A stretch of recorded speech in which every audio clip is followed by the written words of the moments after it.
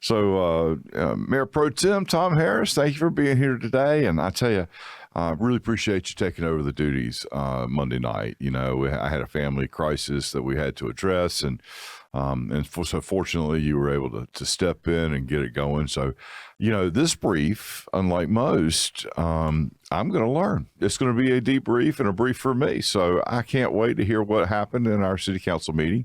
I did have the opportunity to talk with Peter earlier in the week, along with you, and we went over what the agenda was, and it was a very robust and time-consuming agenda, both in the committee of the whole as well as in the actual meeting. So why don't you lead us off, at least kind of in the committee of the whole, and how that got going? I will, and I thank you for those kind words. And as Reverend Councilman Joyner said after the meeting, said, Tom, you got baptized. Sorry, I couldn't be there, but anyway. But it definitely was two good meetings. Right. And I was glad to be able to be your fill-in. Yes. And I thought both meetings went well. The committee of the whole, we had phase 2 of the sanitary sewer overflow presentation. Right. And I'm sorry I missed that. I was, believe it or not, looking forward to that. So walk me through what all that went. Well, most of the overflow is really coming from private property. Okay. I think. Okay. You know, big shopping centers, big sites, etc. Sure. Houses that have tree roots going through the pipes, etc., etc. Sure. Of course, we do have problems with our own pipes. Right. But we can't look at pipes on private property. Okay. But we do have means to look at pipes that we are responsible for. Right. And one of the things that was brought out in the meeting was that over the last number of years, the city has spent about $1.3 million in tackling this issue. Okay. But it's a much bigger issue. But the city has been doing its best to repair certain manholes, certain pipes, etc. Right. And what they are wanting to do is going to be a massive project.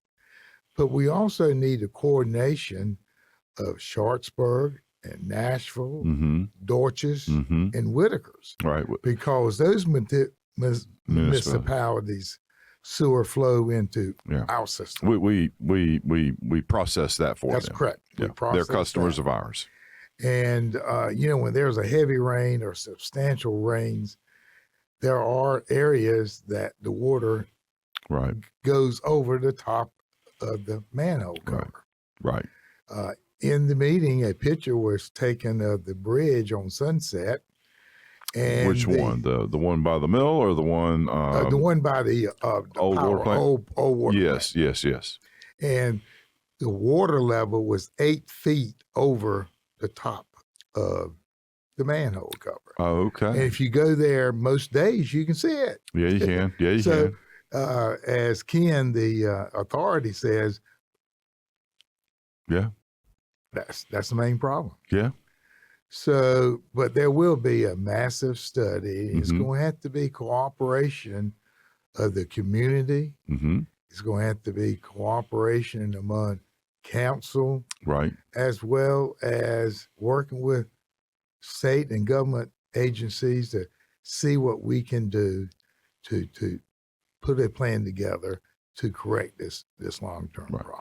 So let me just make sure I understand. So what I'm hearing, I think I'm hearing you say, is that we have these main sewer pipes that are going all through the city of Rocky Mount, and they've been violated, or holes have been punched in either through roots or other means, and not to mention other municipal customers that we have no control over. That's than just receiving the stuff. Is creating enough breaches so that there's additional water being pushed into the sewer system that helps it overflow. That's right. And so instead of looking for the needle in the haystack, the problem is we've got Swiss cheese that we're trying to fix, and something new is happening potentially every day. Sure. A new route's penetrating another sewer pipe. So, and how many miles of sewer pipe did they say? I mean, I bet you've got hundreds of miles. If he said it, I didn't. I know that's an unfair question, but but it's a lot. It's got to be. We do 10% filming of our water pipes. Right. Okay. And we do that, and we start working on repairing that 10%. Right. But there's another 90% out there. That's right. So, but the efforts are going to be put forth to bring back to us a detailed, comprehensive plan on how we can really work on resolving. So it's really not an excuse, but it's just a way of defining the challenge, the game of whack-a-mole that we're having to play as it relates to sewer repair on a consistent basis. That's correct. So, okay, well, I'm going to have to go back and check that out on the films because, I really am interested to hear that because, as you know, I get a lot of calls. You get a lot of calls about sewage downriver, and it's a problem. It's a problem that we all need to try to address. Well, people do need to go on the city's website and take a look at the council committee members' meetings, as well as the committee of the whole meetings, especially the last two committee of the whole meetings. Part 1 in December about this overflow, part 2 Monday about more of the causes.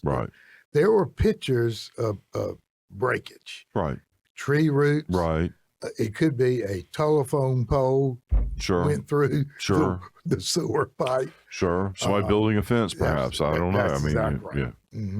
Okay. But that was some good information. And hopefully our citizens will take a hard look at it and realize that we have been doing some things over the years. But just like a lot of communities, this is not unique to Rocky Mount. No, of course not. And so anyway, we're addressing it. We're working on it.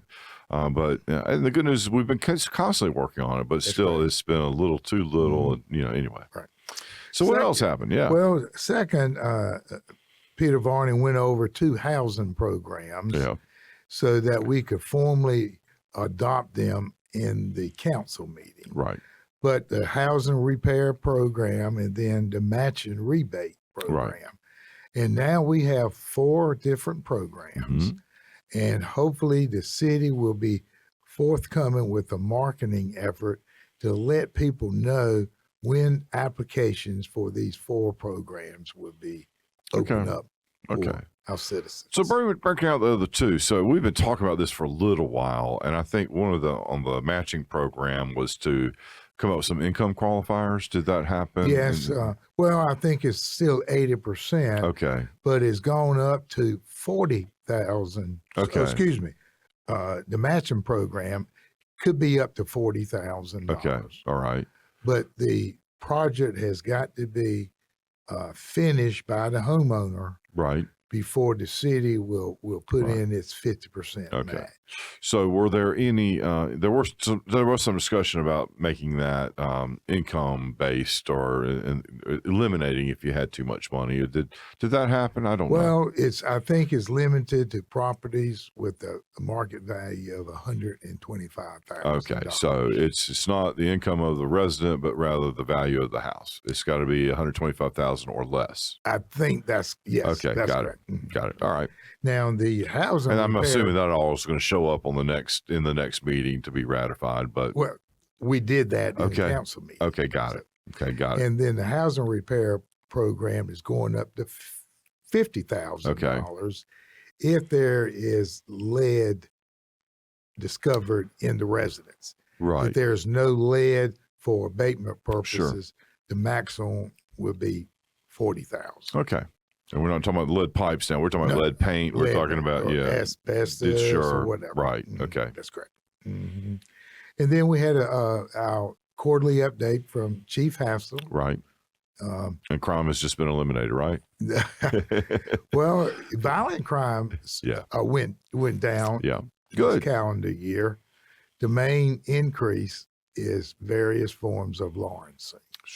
Shoplifting, people breaking into vehicles, etc. And the chief says people continue to leave their automobiles and trucks unlocked, Right. leave the keys in the vehicle, or they could easily, professionals can, Right. work on the steering column. Sure. In and out. Right.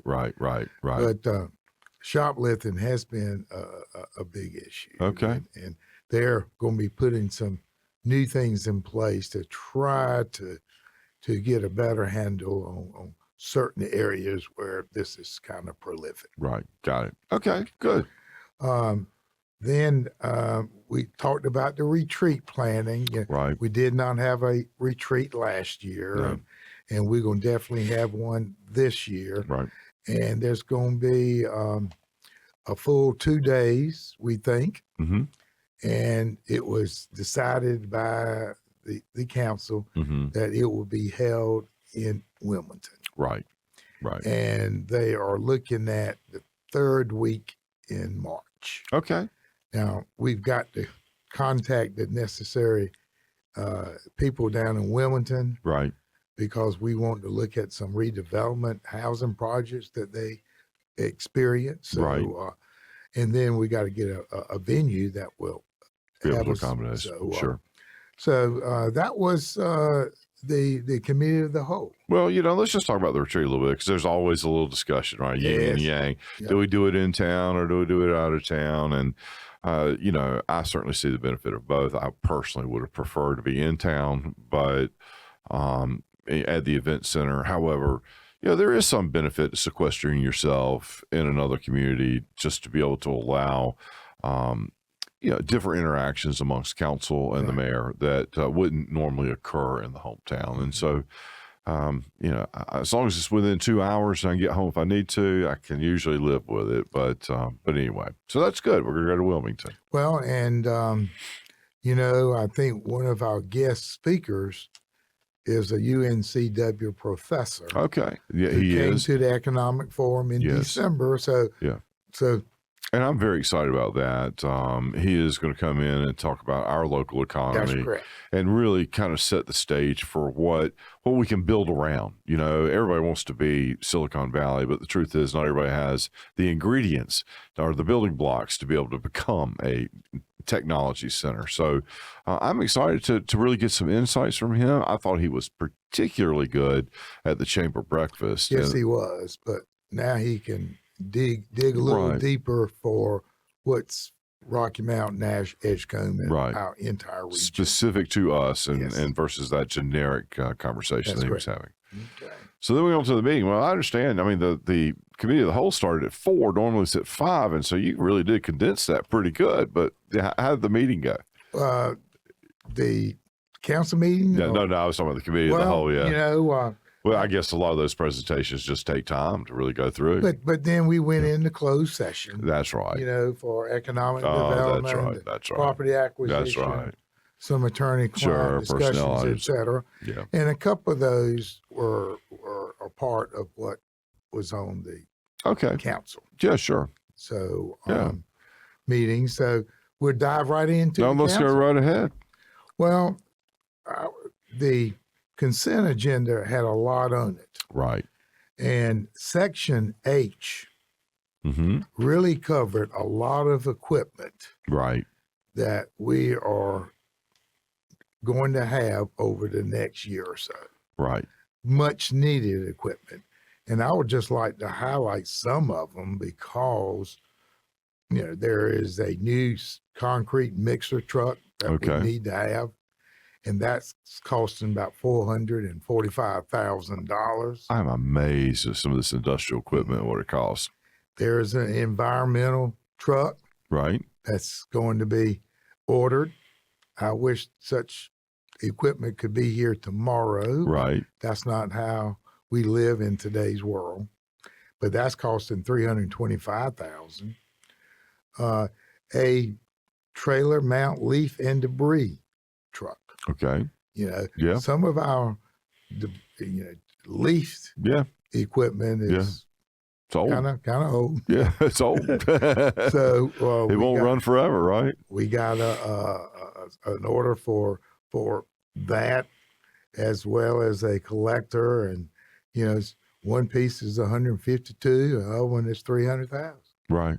But we need it. Yeah, we do. And the couple tandem dump trucks, et cetera, that we need for our operation. Right. So a knuckle boom loader. But this is equipment that I think some of it should have been on the agenda for acquisition a year or two ago. Right. Well, that's true. But we are now trying to catch up. And the total package of equipment that was approved was about $9.2 million. Wow. And it will be financed. Yes. Over 59 and a half months. So okay. That's going to be good. Some of the discussion that we had talking about property acquisition, there's property out on Interstate 95 and US 64, right. our 330 acre yep. Property that we have made some offers on some adjoining property. That's right. And that was approved. Right. And one of those parcels, I think, is designated to be a fire station for us. And I think that'll be a good thing for the city going forward, certainly in our ability to be able to grow and continue to coverage our. As well as a new power station. Right. Which we certainly do need as that area of the city continues to grow. And hopefully what we will be having coming to our 330 acres over the years to come. Right. We got to be ready. But the city's growing that way, and there's been a big need for a fire station on the west side of I-95. No question. No question about it. So that's very good news. And then we took a look at some budget ordinances, et cetera.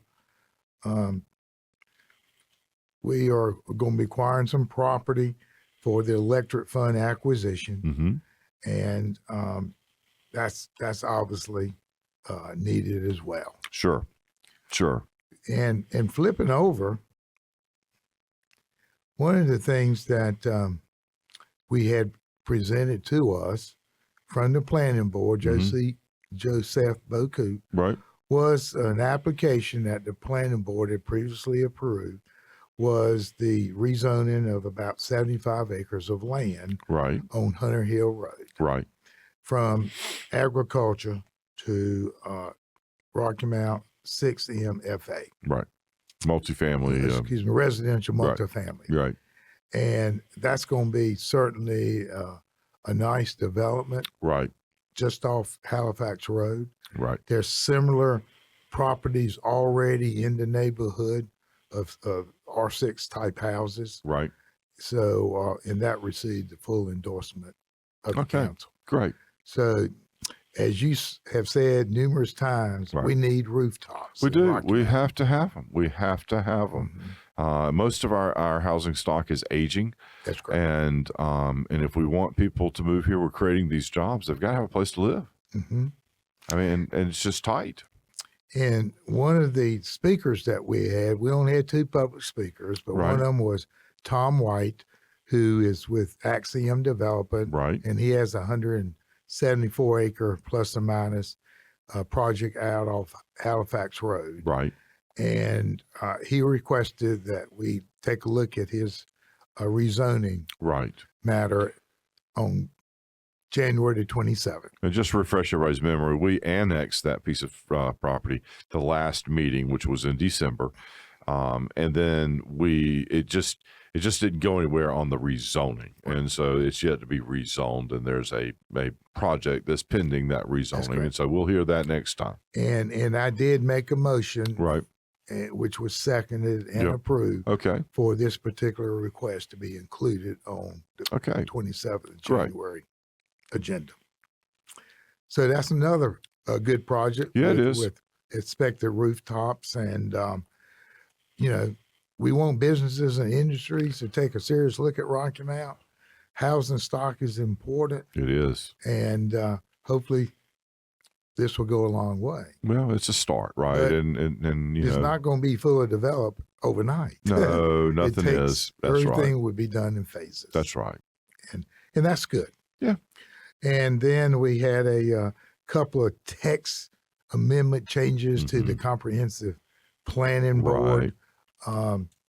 So, which we had discussion in a prior committee of the whole, but we formally approved those text amendments. Right. And so hopefully people will take a look at what those changes are, but they're very, very minor. Right. Very, very minor. And they're normally technical, you know, I mean, it really and truly, you know, it might be spelling, it might be phraseology, but rarely does it change the meaning. It just typically clarifies it. And then the last two things were public hearings. Okay. One of them was the consideration of option to purchase agreement with Halverson Suburban Centers, LLC of Florida. Right. For 19 acres tract of land at the northeast corner of Old Carriage Road and Sunset Avenue. Right. It's part of our 336 acres, and we've been talking about that for quite some time, actually. So that got consummated the other night. And, of course, it's going to be a detailed contract with certain provisions in it. And we certainly believe that this is going to be a great start to what we want to see going out at our 300-plus acre project. Right. So and that's going to be very positive. Well, the other thing is just encouraging that, you know, we took a big step, right, in buying that land. And, you know, Councilman Daltrich was a big proponent of it. Council supported it. We executed on it. But, you know, it's always a little bit of a walk of faith, you know, so the value was being able to bundle it and control the site. And so to see this kind of, these folks coming in and wanting to develop it is encouraging that we have positioned ourselves in a good place. And so, you know, I can't really speak about what the development is going to be, but I think it'll be well received throughout Rocky Mountain. Well, it's going to be very interesting, and it's going to be great. It's going to really be great. And then the last public hearing was a joint agreement between the City of Rocky Mount, Carolinas Gateway Partnership, and the GVW Rudell Management LLC for the purpose of the city conveying to Rudell 55 acres that we have on Thomas Betts Parkway and Pool Road for the development of an industrial park. You know, this is not going to be a heavy manufacturing type place, but again, we are taking proactive steps in working with someone who we have vetted. The Carolinas Gateway Partnership has vetted. They have seen some of their projects that they have done, and their purpose is to build up to 300,000 square feet of warehouse type space over the next 10 years or thereabouts. Well, and we've seen neighboring communities, and we've been negotiating this for a while too. And so a little bit of the contract details are we are gonna give the property. However, if they don't develop it, we can claw it back. And there are several provisions to do that. And these are really spec buildings with the idea of trying to recruit light manufacturers or warehousing or whatever that would fit and conform to that particular zoning. And we've seen Nashville do it. We've seen Nash County do it. We've seen Tarboro do it. And they've all done it with some success. And I got to tell you, Tom, I don't get it personally. I mean, I think that if I'm looking for space, I kind of want to be able to design it. But apparently what we're seeing out there in the marketplace has been, you know, proven is that folks come, they see, they buy, and then they move right in. I mean, it's ready to go that day. And I have just would never have believed that was going to be the case. But anyway, we've got a market for it. Well, I think the first commitment is for $45,000 square foot building. Which, if all goes well, it will start sometime this summer and completion by early next year. And hopefully within 2 years, that would be leased out. It's Rudell's commitment that they want to build these buildings and lease it out. But there are provisions in this detail agreement that if they decide to sell the land, then a certain period of time, we get 5 times the value. Sure. A certain period of time, 3 times the value. So there is upside to Rocky Mount. Right. But the most important thing is we can get some businesses in That's right. there generating a payroll for the community. We get property tax. That's right. We not only own the building, but the equipment that goes into the facilities. That's right. We get utilities. That's right.